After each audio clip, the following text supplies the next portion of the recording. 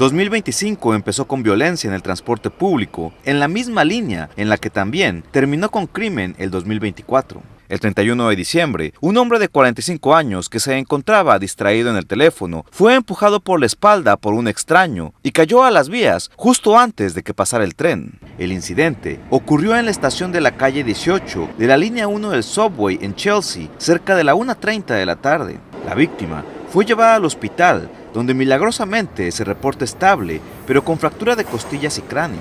El sospechoso fue arrestado e identificado como Camel Hawkins, hombre de 23 años con arrestos previos. Este miércoles se le presentaron cargos de intento de homicidio en segundo grado y agresión en primero y segundo grado.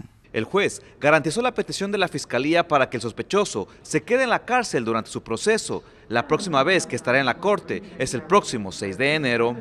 No se puede estar tranquilo porque en medio descuido lo empujan o hacen problemas, lo que puede pasar a cualquiera, y solo por esta persona loca. Pero el miércoles, 2 personas fueron apuñaladas en incidentes separados dentro de la misma línea 1. Cerca de las 9:26 de la mañana, un hombre de 30 años fue acuchillado en la estación de la calle 110, después de que el presunto agresor lo miró y le empezó a discutir antes de cortarlo en la cabeza, costado y cadera. Minutos después, un hombre de 31 años fue acuchillado en la espalda en la plataforma de la estación de la calle 14.